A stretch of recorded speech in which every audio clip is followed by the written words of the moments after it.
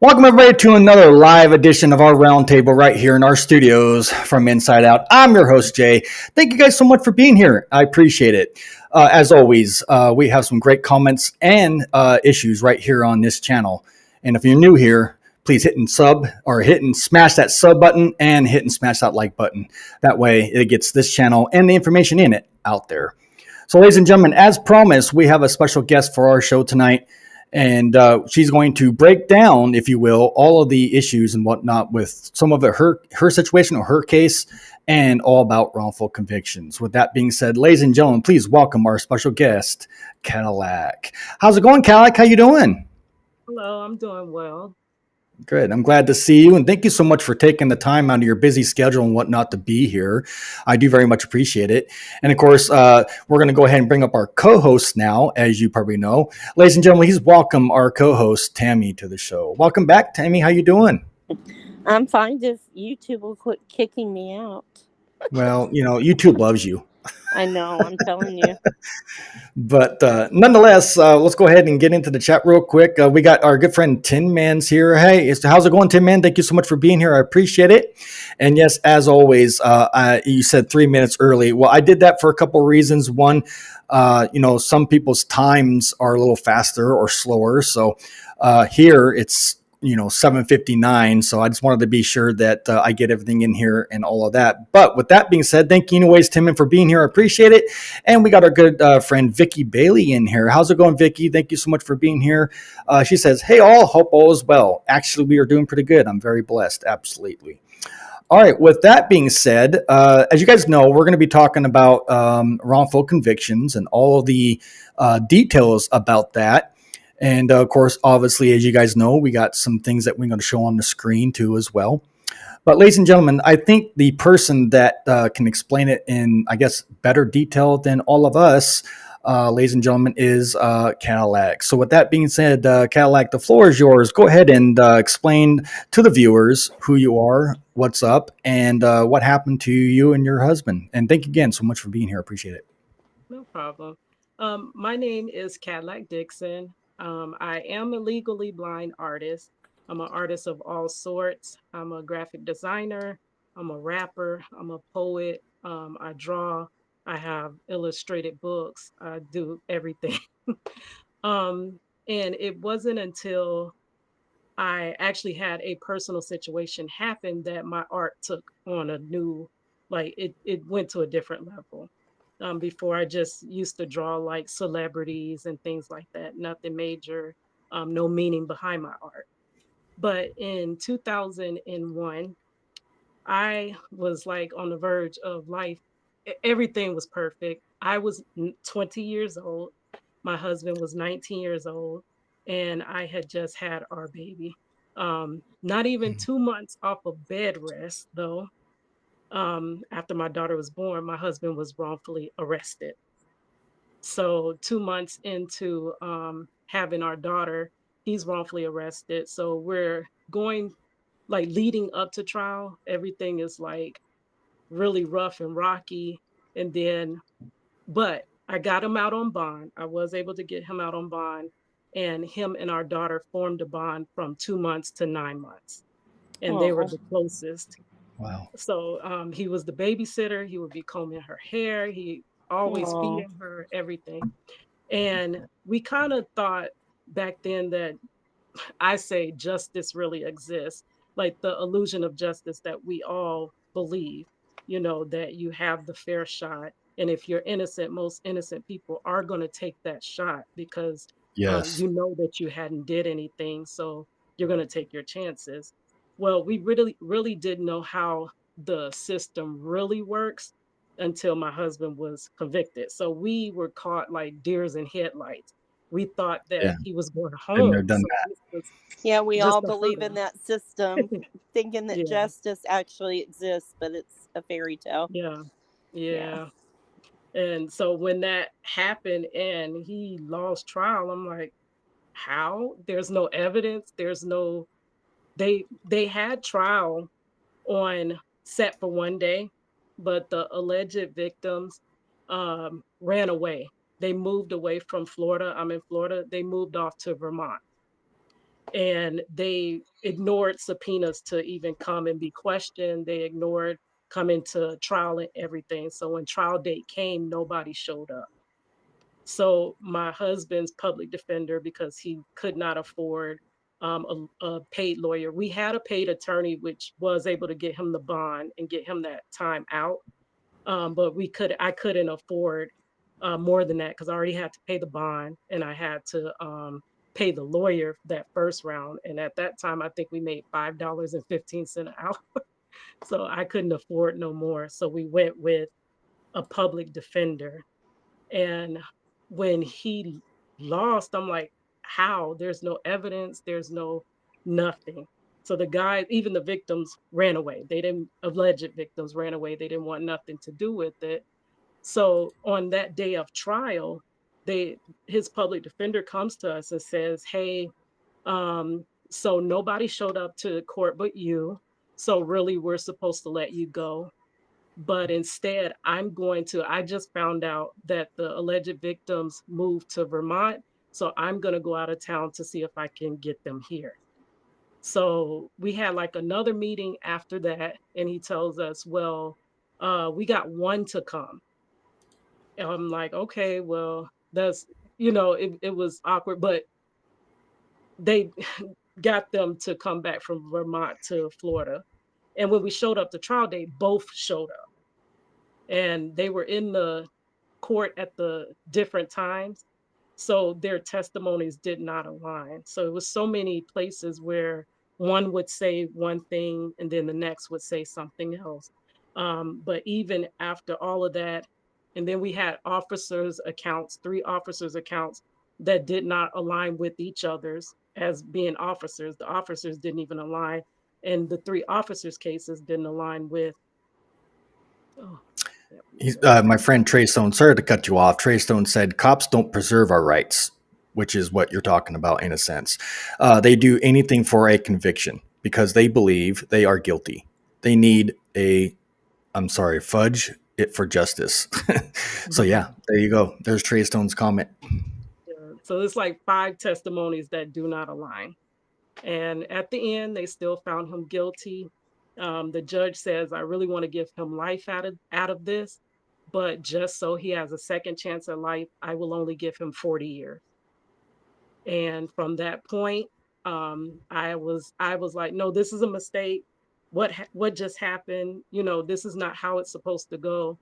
And I went on a journey looking for somebody that could help or could assist. Or if I could get this story in front of the right person, then, because this is a mistake. That's what I thought. And now I learned that wrongful convictions, I really think they're purposeful. I don't think they're any type of mistake. Yeah, absolutely. Wow, what an amazing story, Cadillac. And I actually, from the bottom of my heart and everybody here at Fion, we're very sorry for what happened with you and your situation. And just to let you know, I believe the whole entire team here that's in here right now, anyways, we got your back. We're here for you. We've been there, done that, if that makes any sense. Yeah. And, I don't know if you know about my case or Tammy's case. Just to break it down shortly, I got accused too. I know what it's like to be accused and be screwed over, if you will, within the system. So I know exactly what you're going through. So just let you know that you're not alone, and we're fighting with you, just like you're fighting with us. So I appreciate your story. Thank you. That means a lot. That really does mean a lot. Yeah, we're all in this together. We have some other people that may not be in here live that will see it and Mhm. watch it during the replay, and they will share and spread the word. Yeah. there's some different people that we network with, so we'll try and help get your story out there.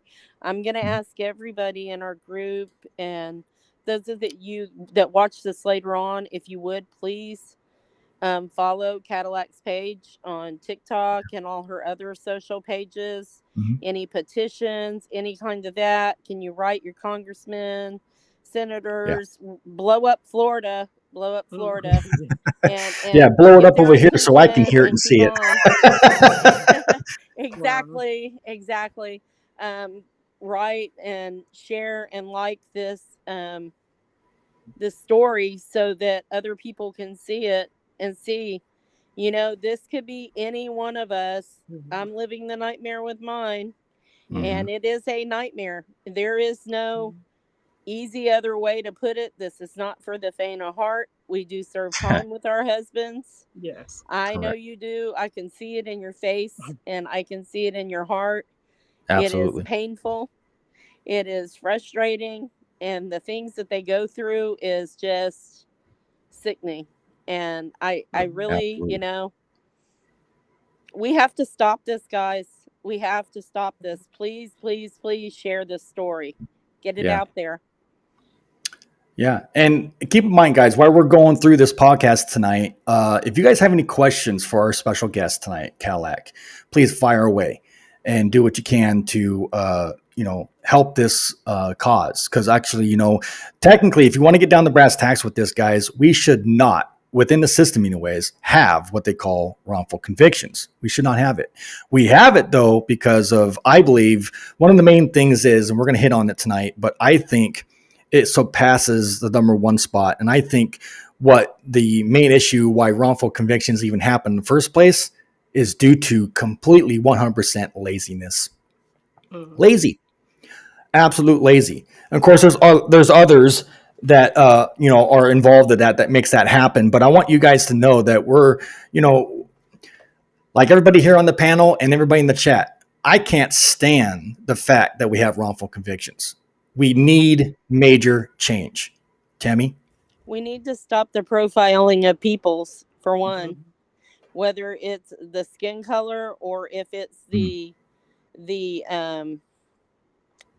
ranking of where they stand in means of money, location, what they drive, what they're wearing, whatever it may be. It's a whole multitude of things. My husband was telling me before I came on here tonight, he said he read an article by a major news outlet that said that Black people are 50% more likely to get pulled over than anybody else.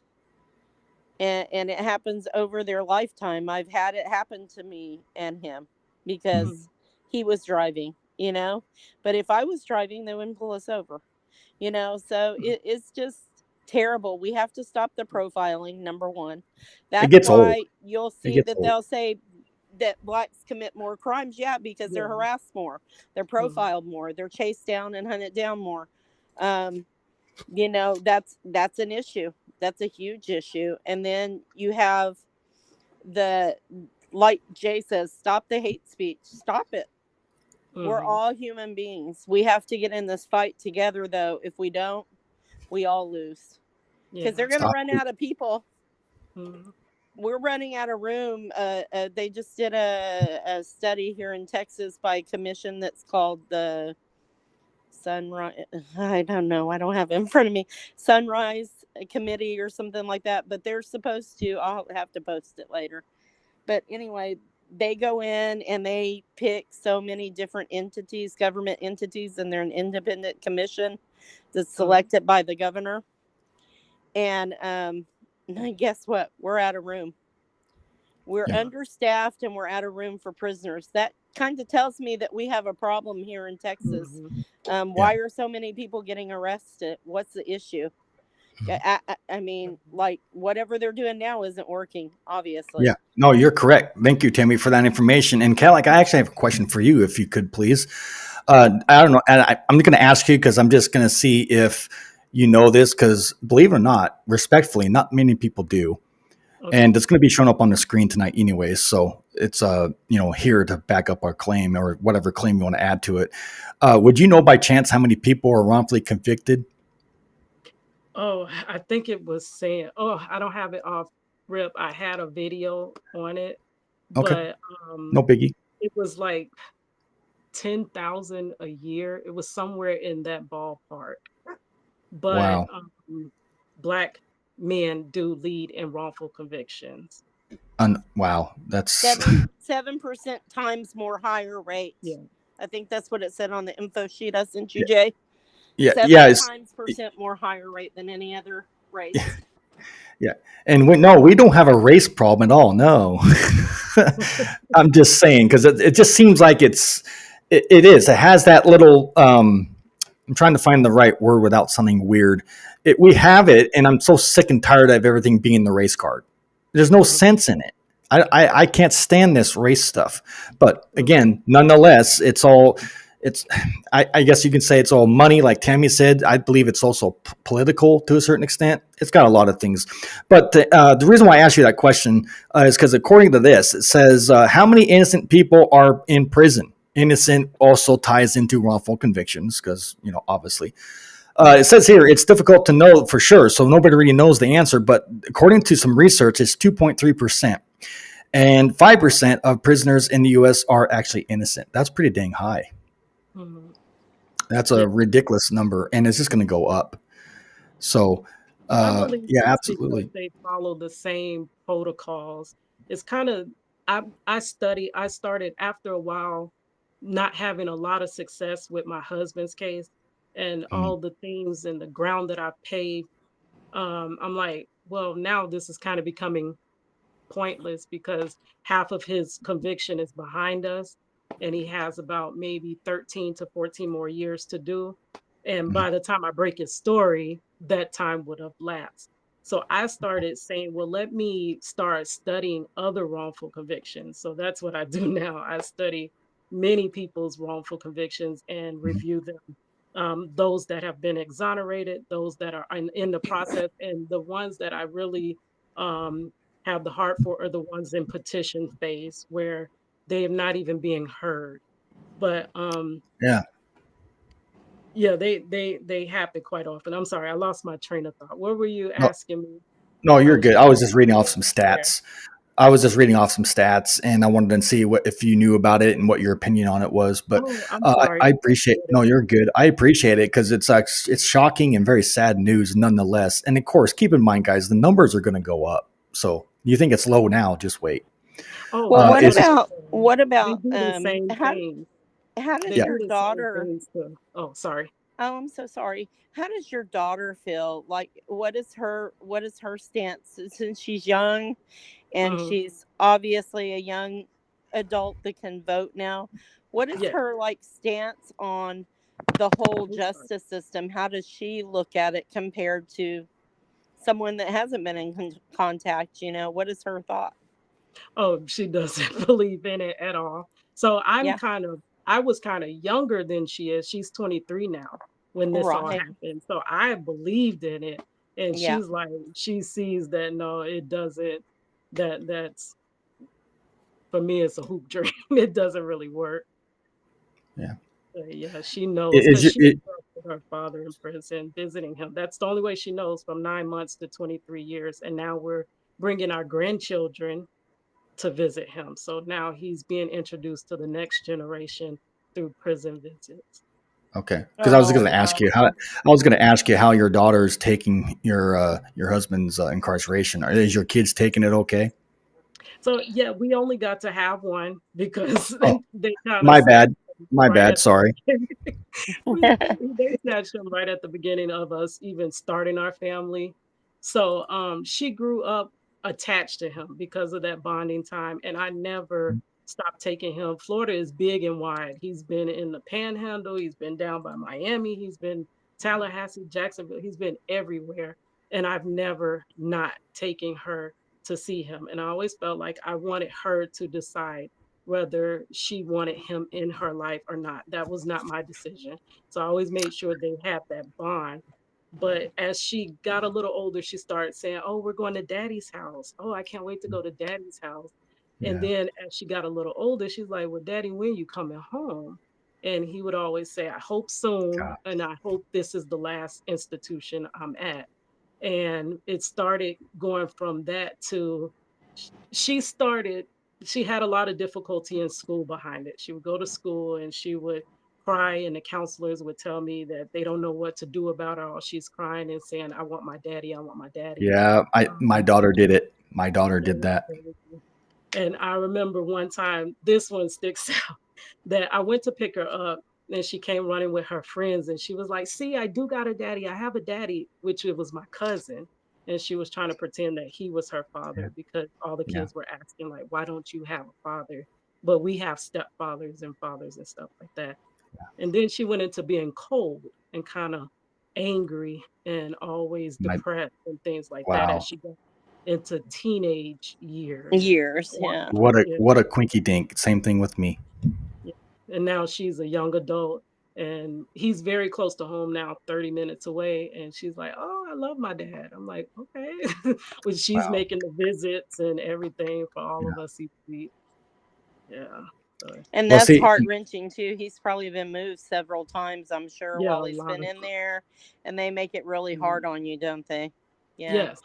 Yes. And each institution, I find the ones in the Panhandle are harder to deal with than the ones that are closer into like Central Florida. In the Panhandle, it's not even just the traveling and things like that. I hate to say that word, but the R-isms is very prevalent more in the Panhandle. Because it's lower Alabama. They call it LA. I mean, I was born in Montgomery, even though I'm a military brat, so I'm very aware. And I lived very close to that area. And there is that issue down in that part. I mean, not everybody's like that, but there's I've heard the prisons are pretty rough in the Panhandle. For that reason. Yeah, it's no lie, Tammy. You hit that right on the nail. Out here in the deep South, no matter where at, upper or down here where I'm at, anywhere out here, it's very hard on inmates. Absolutely, very brutal. They don't play down here. They don't play like they do. It's different up north, but like I said, it's pretty strict down here. But with that being said, let's go ahead and do the share screen. I want to make sure I get it up first, but let me find it before I go any further, guys. I want to make sure I get this up and ready. Where is it? Here it is. All right. Let me zoom in. I got to do. Bear with me 1 second. Doing that. Hi, Curtis. Hi, Trey. I saw you guys come in a little late. Hi, everybody. Thank you, Tammy. We appreciate you guys. And what I asked everybody else, would you guys please do me a favor and like and share this with as many people as you can. We're trying to bring attention to this case in particular, as well absolutely. as it does put wrongful convictions on the map for some people that have no clue or clueless to what the injustice system is like. Yeah, absolutely. Again, everybody in the chat, thank you guys so much for being here. I meant to say it earlier, but I didn't want to interrupt. But Curtis, everybody, thank you guys so much for being here. Let's go ahead and get into the, where did it go now? Kansas is strict. Yeah, absolutely. Well, it's considered the South in a sense, or at least Midwest. Anyways, with that, let's go ahead and get into the share screen and show the data now. And what you guys are going to see here tonight is more proof in the pudding that what me and Cadillac and Tammy and everybody else have been talking about. Here it is. This is basically general information about wrongful convictions and what causes it in the first place. I hope you guys can see it. Shout out real quick, everybody in the chat and on the panel. Can you guys see this? I'm sorry. I can't see. It's a blur for me. I'm legally blind, so I would have to literally be all in the camera to see it. Okay, I understand. I just want to make sure it's up on the screen. Tammy, can you see it? I can. I'm so sorry. No, you're good. No worries. I'm just going to read some stuff off real quick, and I'll come back into the studio. But it says this, guys. How many innocent people are in prison? Question mark. And it says here, guys, pay attention. It's difficult to know for sure, but studies estimate that between 2.3% and 5% of prisoners in the U.S. are innocent. I said that before. Just in my small county, which was my county jail holds about 2,000 souls on a busy day, I guess, and it's 35% of innocent people behind that jail. Moving on here real quick. What causes wrongful convictions? And I think a lot of you guys are going to be surprised on the answer. Here it is. Common causes include false or misleading forensic evidence. Yeah, absolutely. Pay attention to this, guys. Please take notes if need to. Mistaken eyewitness identifications and jailhouse informants. Yeah, imagine that. So that tells you right there, there's this problem in itself by itself that causes these wrongful convictions, ladies and gentlemen. Absolutely. Let's go ahead and move on real quick. I'll make this short and sweet. How can a wrongful conviction be overturned? That's a great question. Here's the answer. A wrongful conviction can be overturned if new evidence, and keep in mind the recent execution of that gentleman that just got executed, they had new evidence. And it says right here. Yeah, I'm sorry, I apologize. Thank you, Tammy. With that, and here it is. It says here, overturned if new evidence is discovered. They didn't do that. Such as DNA, evidence, or if prosecutorial misconduct is shown. Yeah. And obviously, whatever evidence they have. What's that, Tammy? That happens all the time. Yeah, absolutely does. Get it wrong. Correct. All right, moving down the list, guys, real quick. What are the damages of wrongful conviction? This one kind of touches, personally with me. Victims of wrongful convictions can experience a range of damages, including, and here they are. Number one, loss of property and assets. Yeah, incarceration ruins everything. Okay. Loss of relationships. Absolutely. Damage to social status and reputation. Yep. Loss of career, your job. Health concerns, including mental health issues. Absolutely, 100% agree. Next down the list, guys. Again, oops. Dang it, I apologize. Let me see. Okay. Let's see. Are innocent... Can a victim of a wrongful conviction file a lawsuit? Yeah. Right above that one. So, according to this information, again, you guys can go right here and tap this. And it says capital B News or bnews.org, org. There it is. And it'll take you to another site talking about this. So there it is, guys. It says, can a victim of wrongful conviction file a lawsuit? Yes, a victim of wrongful conviction can file a civil suit against the police officers or prosecutors who were involved in their case. Yes, absolutely. I really hope that we abolish qualified immunity, guys, because that's going to stop a lot of this nonsense. Because when these police officers, and my father was a cop, so I'm not knocking all police officers, but I'm telling you right now, the ones that purposely do this crap, we can go after them and their assets and their property and their livelihood. And we can go after the judges, and we can go after people that are wrong and do wrong deeds, crooked politics on these cases and things like that. And when their neck is on the line, they're going to be a little less likely to want to do those things. It will stop a lot of corruption. Absolutely, Tammy. Thank you so much for that. Appreciate that. Because again, you hit something that I also am very eminent on trying to hopefully get rid of, if that makes any sense. And that's, again, Tammy hit on it, is qualified immunity. Because again, if we get rid of that, then we can go after these people that are causing these issues personally.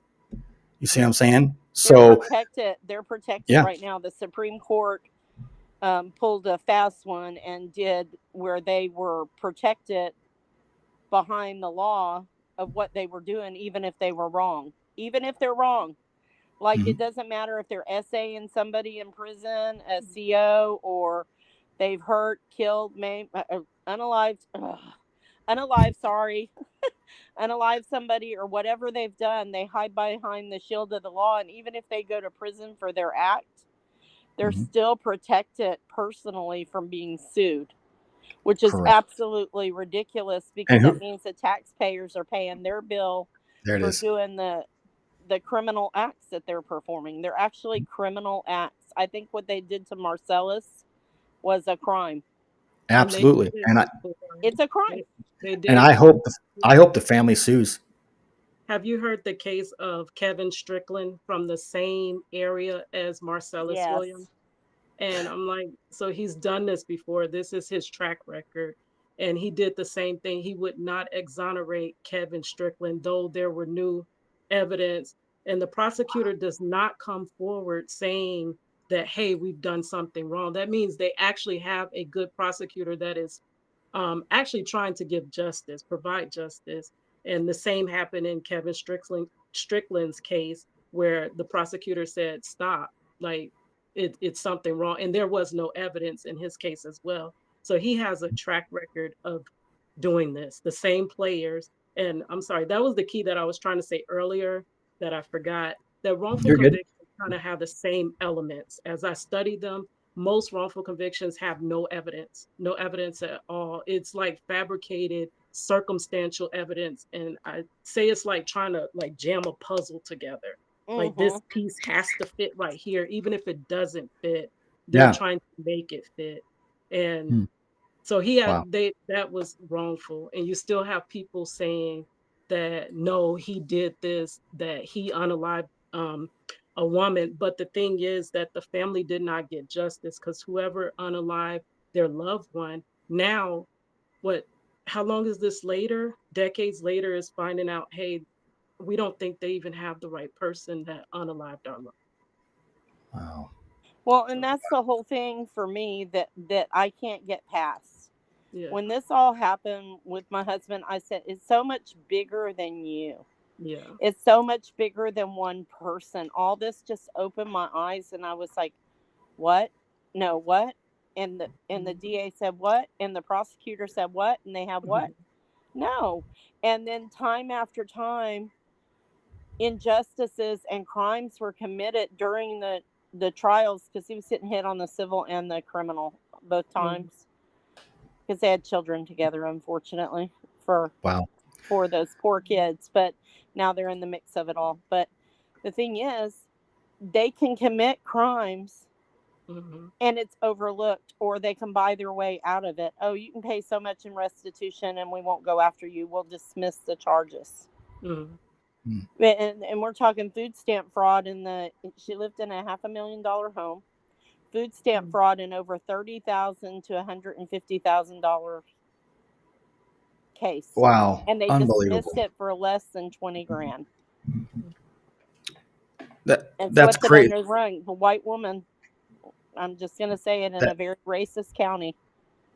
And then the judge was newly elected. So if you start looking at cases in general, period, I'm telling you, it doesn't matter if it's wrongful convictions, SAs, SOs. There's a trend of women in our country that are ex-girlfriends, ex-wives, you name it, about to be ex-wives, and they'll say, oh, he did such and such to me, or he did such and such to my kid. And they don't have to have proof. And then all of a sudden, this person's in prison the rest of their life. Yeah. And it's becoming a trend. If you talk to any fathers' rights groups, and it does happen to women too, that men will do it. It's a lot less incidents, lower statistics, but it does happen. I would not want to date. I'll be honest, I'm glad I'm married, because I would not want to date in this world now. There's just too much of this and that, and these laws, they're not protecting us anymore. Everybody, I tell people all the time, you're only one step, bad decision of saying something, the wrong thing to a person or anything. Like I used to teach, and I would not want to hug a child that was not mine. It's scary out there now.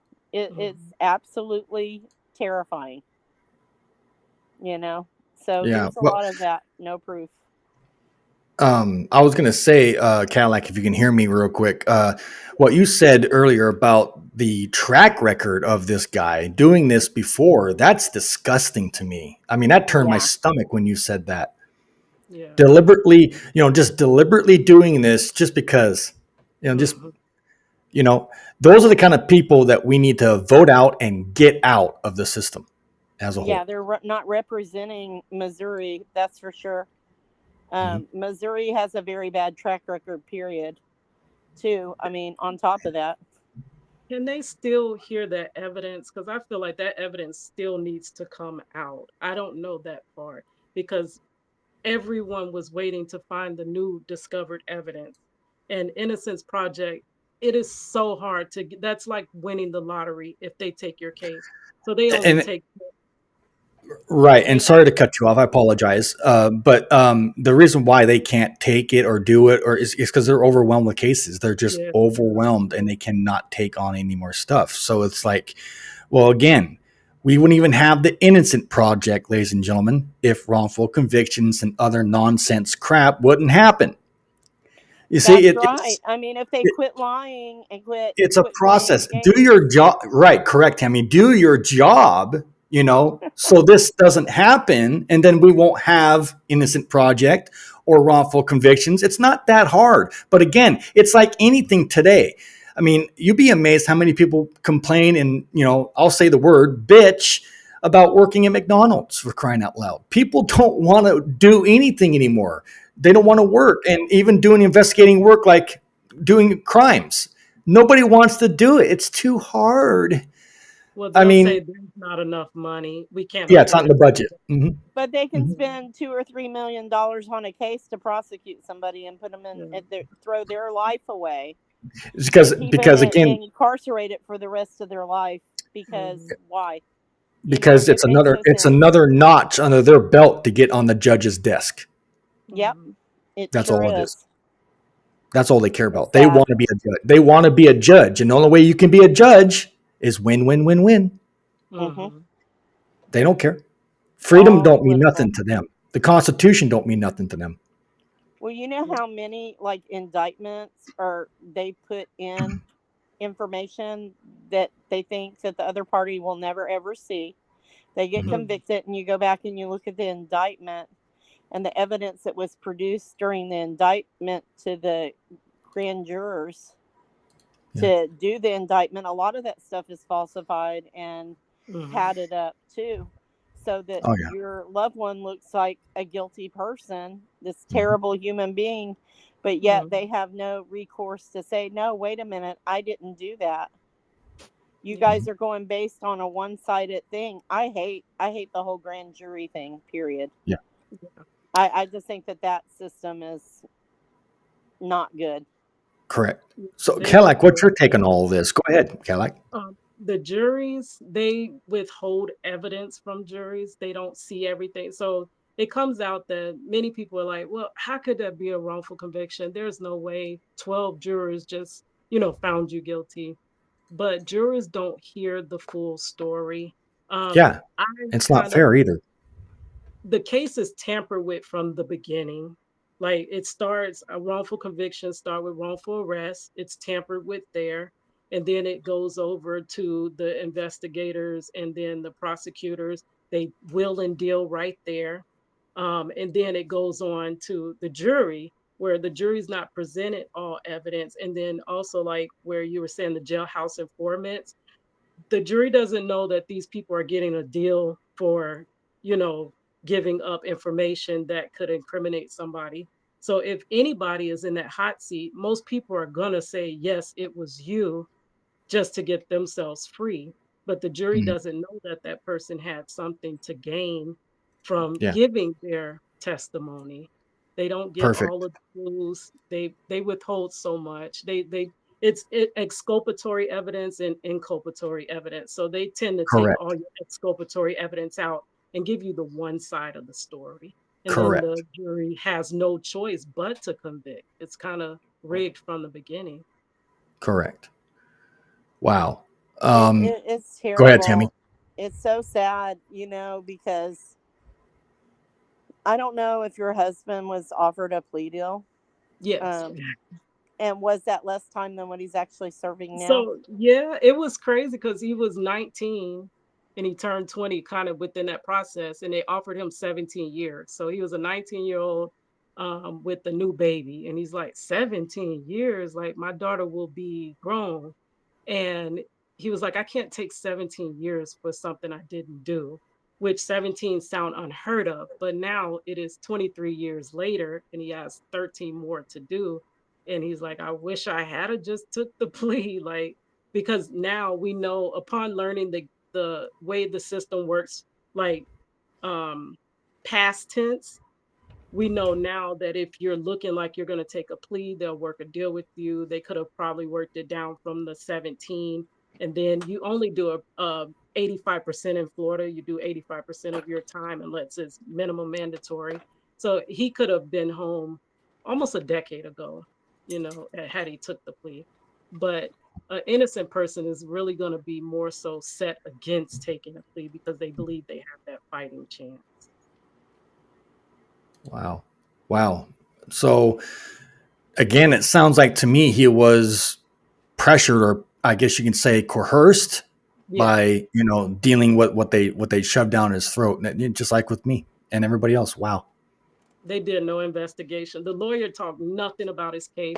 Every time we showed See, up, it was taking a plea, that was it. see, there you go. See, it not just with you, it happens with everybody on that same, it's almost like a broken record. It's like, boom, we're going to find you guilty whether there's evidence and no evidence. I mean, it's just disgusting how people can even sleep at night knowing they did that. Mm-hmm. Yeah. Wow. Tammy? Oh, yeah, sorry. of course.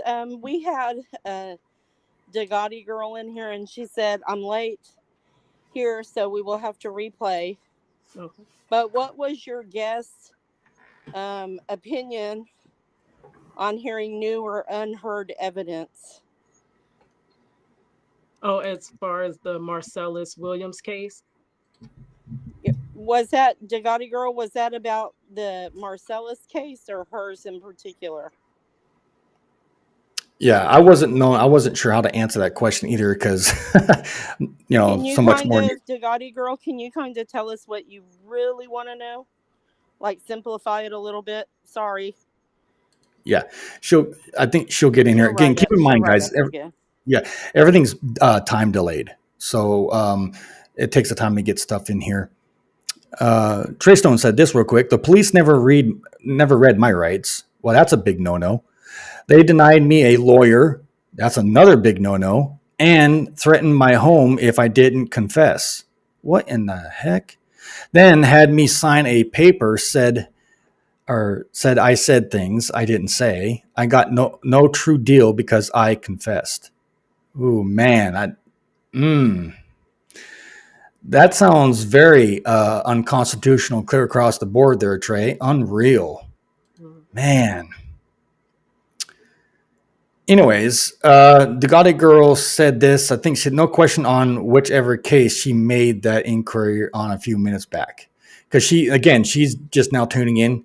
She missed the beginning. So the Gothic girl, I'm sorry, if you guys can repeat the information on your case just a little bit, go ahead and do that. I appreciate it, Cadillac. So just a brief synopsis of the case. My husband was charged with, they stacked charges, but the charge is stacked on a robbery charge, an alleged robbery of $60. The victims in the beginning said that in their sworn affidavit said that my husband had robbed them of $80 in their sworn affidavits. When my husband was picked up by the police, they seen that he only had $60 on his person. And the police was like, how he only has 60, so the money doesn't align. He had them cross out, and you could still see the affidavit where they crossed out 80 and put in 60 so that it could align with my husband. And then they attached a weapon with it, which the weapon charges escalated the charges from 10 years to, it was supposed to be 10-20 life. So the judge wanted to give him life. Instead, he said, because he wants him to have a second chance at life, he'll only give him 40 years. So he has the 5 charges. One had to be dropped due to double jeopardy. So he started out with 6 charges. They stacked them and they attached a weapon, but they never recovered a weapon. So they have a hearsay weapon. They have no fingerprints in my husband's case. They have no eyewitnesses, which is false. There's no way because they allege it happened in a club on one of the busiest club nights in Orlando at that time, and they alleged there was no surveillance cameras in the parking lot. There was nobody in the parking lot, no eyewitnesses. So just these alleged victims that initially had two different stories. They said they were robbed of $80, and then later, when he was picked up and searched and seen that he only had 60, said, "Oh yeah, we were so shaken up. We said 80, but meant 60."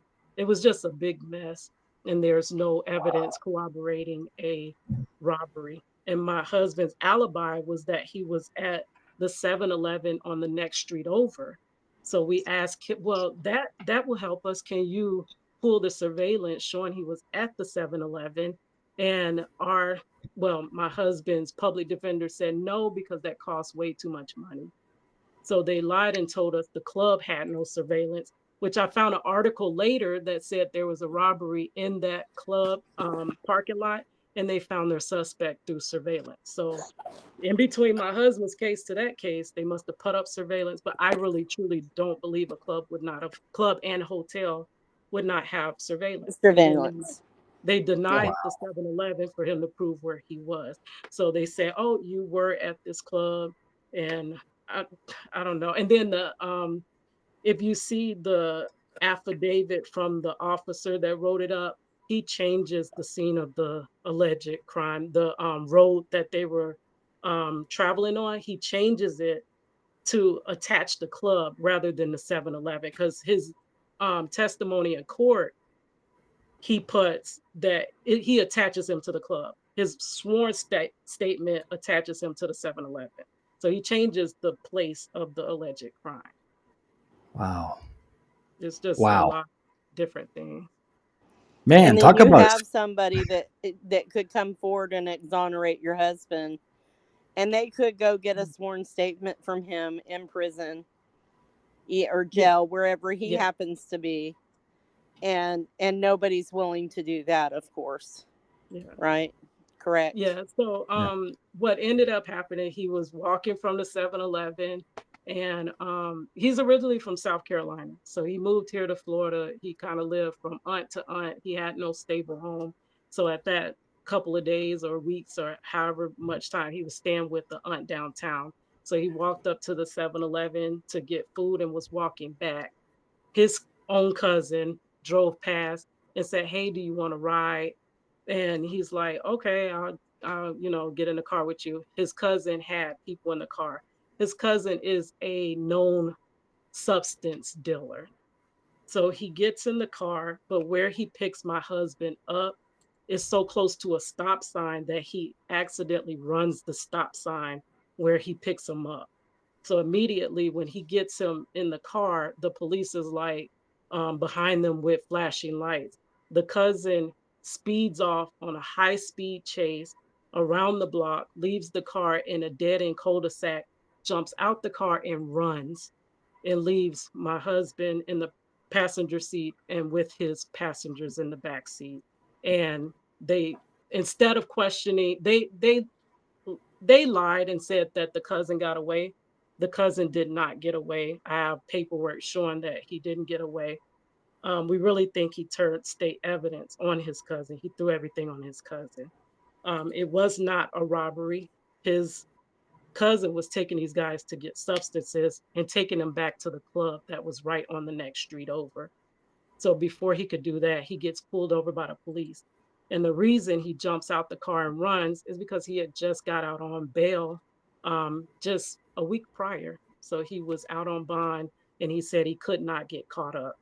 But now it's been that he's been in and out of prison, in and out, in and out. And he's like, "I never meant for my cousin to go down like that. I just thought you would run too." And his cousin didn't run. He was like, "I didn't even know what was going on. I literally just got in the car and you start, evading the police." And then instead of my husband jumping out and running, when the police officer called him, he walked up to her and sat on the ground, and that was it.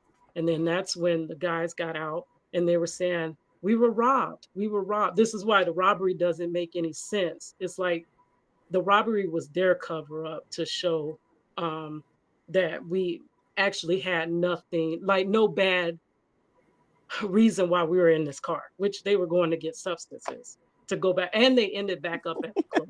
They actually the criminals lying on an innocent man. That's pretty much standard in those type of scenarios, and it's sad that family will turn on you that way. Wow. And their actions show they didn't want nothing to do with this. I had my heart feelings against these victims so long, alleged victims so long, until I researched the case. And if you watch their actions, they didn't want no part of this because they knew what it was. That's why they knew they were wrong. Subpoenas, and they moved to different states. They didn't even want, they wanted, trial to pass and be done with it because they didn't want to implicate. And it was like, yeah, sorry to cut you off again. I apologize. Everything's time delayed. But anyways, so with all of that being said, and again, I'm very sorry. I really, really am super sorry for what happened with you and your husband and whatnot. But so again, I think I asked this, but with all that information that you just shared with us here tonight, is any of that able to, say, for example, get things changed or get him a lesser sentence? Or is there any type of positive or any kind of play for him to get something done here with this? So the only thing, because there was so much botched in this case, but they're saying when you have those things, and you went through trial, they're kind of things that should have already been known. So you can't go back in court unless it's newly discovered evidence, which I think ties to what the viewer was asking before. Newly discovered evidence could get you back into court. That's a witness like recanting, which is kind of what they were trying to do, recant. The cousin was actually trying to say, hey, I was, it was only a substance deal. It was not that. And I didn't know how this was going to go. So the cousin was trying to come forward and give his statement on it, because actually I believe the statute of limitations most likely look like they have passed, even for the cousin to be brought up on charges. So that was the only thing I was told that could actually do anything, because all the other things they say it should have been known during trial, even though they did this, did that. Yeah, absolutely. Wow. If there are any lawyers out there that want to take this case, I mean, writ of habeas corpus might be your other avenue as well. That's my favorite subject, I'll tell you right now. Any Florida lawyers out there that have an axe to grind with the state of Florida, civil rights violated all over the place. Man, if I was an attorney, I'd love this case. I would love too. Because, and again, I'm not saying it from a money perspective. I'm saying, holy crap, this would open a can of worms, and change things. But yeah, you got a pretty strong case here, Cadillac, if I may. And I wish you all the luck in the world. I really do. Don't give up, though. You got a strong fight. You got something that obviously is, without doubt, without question, wrongful conviction. So absolutely. I'm lost for words when it comes to your situation, because we've all been there. I know what it's like. I know what you're going through, and it sucks. And my prayers and thoughts go out to you and your family. So don't give up. Yeah. If we don't get it overturned, it's 13 years. I mean, I've done 23 with them. I'm going to stay to the end. And I'm just going to keep fighting I'm going to keep fighting this fight, because now this has become my life's purpose. I know my husband now is representative of wrongful convictions. And ironically, today is National Wrongful Conviction Day, and it's also his birthday. And I'm like, wow. Well, imagine that. Birthday. Happy birthday. Yeah, imagine that. Well, tell them happy birthday, and perfect topic for tonight, right? Wow. Yeah. I want to give a shout out to Tim Man. Thank you, Tim Man, for the $4.99. I do appreciate that. Thank you so much for doing that, Tim Man. And then Trace Toll said timely filing. Yeah, that's why I'm thinking there's definitely something we can hopefully do here. So Yeah. But anyways, the Gotti girl said, maybe write to Kurt, though. He's in Texas, but knows other lawyers. Kurt, I'm not sure. Let me see here. I maybe missed something here. Bear with me, guys. Curtis said, craziness is in there, just too much corruption on all too many levels right now. Politicians, yep, looking for whatever, and I don't know. I don't have much confidence in anything. I'm right there with you, my friend. Me too. So Tammy, did you have anything you wanted to add? Because we're at the top of the hour, getting close. I just want to thank you, Cadillac, for coming on. I know it's hard to put yourself out there, and I know you're working really hard to do what you can for your husband. I just want to commend you for hanging in there and being a soldier for him and for your daughter and for yourself this whole time. Because I know I don't have kids with my husband, but you live the nightmare with him, and it's just, I can't even imagine. I just want to commend you on that. And I hope you'll hang out after the show for a few minutes. Okay. I'd like to chat with you and exchange some information. But everybody, please like and share this. I have one little other side note. Cynthia, our good friend Cynthia, Jay's been informed as well. I was able to talk to her sister. We do need prayers for her sister who's recovering from a surgery. And then Cynthia herself had another stroke. The doctors are saying that it did not affect her like the first one. But please keep them very close in prayer and thoughts. And her son, that his mental well-being is holding up pretty good there in prison while she is resting, since he is... those two women are his only really big go visit him, support him, call him, and all that. So guys, please keep them all in prayer. Yeah, absolutely. Those of it you do, or others send positive vibes. Yeah, absolutely. And Tammy, thank you so much for those thoughtful thoughts there, because that's very much appreciated, because we need this kind of positivity, because if we surround ourselves with negativity, as you guys know, nothing is ever going to get done. So we got to do what we can to stay positive, even though through this is a trial and tribulation in my own personal opinion. And we're going to get through this. Cadillac, you're going to get through this. I have a lot of faith in you. I know that if you were to give up, you would have gave up years ago. So I don't see any quit in you. Right. I'm just saying, just by looking at you, I don't see any quit in you. You have a very strong will and a very strong spirit with you. And your skill sets and all of that, just don't let it go to waste. And you keep doing what you're doing. And I'm very proud of you. Thank you.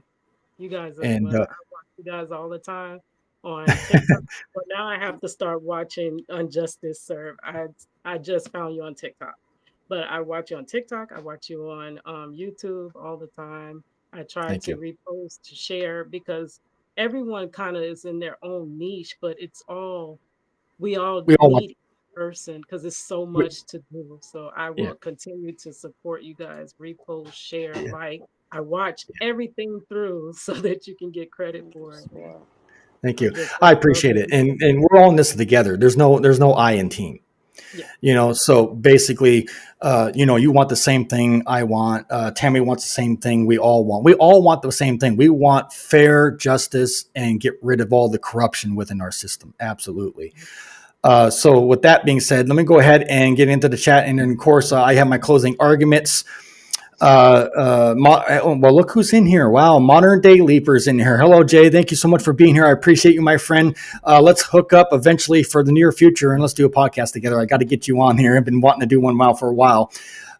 Tim Man said, Modern Day Leaper is so happy you're in here, my friend. Absolutely. Just bear with me, guys, everybody on the panel. Curtis says, Satan wants you to give up. Yeah, absolutely. But he's going to have to try harder. Modern Day Leaper says, hello, Cadillac. Let's see. The Gotti girl said, best wishes about all of this. Yeah, absolutely. Tim Man said this, we all need to stand together. Absolutely. And we also, let me do this real quick. We also need to stop this. Stop hate speech too and get rid of the hate, because that's where we stand in it right now, guys. Absolutely. Moving down the list here. Trey Stone said, President of Leaper Nation in the house. Absolutely. Curtis said, hello, Leaper. Yep. All right. And then Curtis says, good night, all. And then, of course, Tammy got in here and said, at Cadillac Dixon at For Justice. Now, I don't know, is that your YouTube channel link there, Cadillac? Or are you able to put it in there? TikTok, TikTok. On YouTube, I am Cadillac Dixon, and I'm the Draw My Life prison wife. Okay. Well, what I'll do, because I thought I had it in here, but I do not. So whatever reason, I'll get it and find it and put it in here somehow so people can find your channel, because I'm pretty sure you're gonna get some subs thanks to this. But also with that being said, I want to give a major shout out to all of you in the chat and on panel. We reached, believe it or not, guys, our goal. We reached 10K followers or subs. Thank you guys so much for doing that. I appreciate it. We're going to do a special show on that too for celebration with that. So I appreciate it, guys. Well, Tammy, did you have something in closing? We're partying Friday, remember? Is it Friday? We're going to have, I think we're going to party Friday. That's what we're going to do. All right. I'll bring the punch. MDL said, can you send Cadillac's link to him? MDL, if you get a chance, if you can watch the rest of this, like replay it maybe. And if you could please send some love and maybe put some exposure and light on this story. Once you hear it, you may want to share on your channel as well. That would be so awesome if you could help in that way. Like, share the love. We need to get this out there for her and her daughter to get justice, to get their father and husband back. Right. Reunite this family. Right.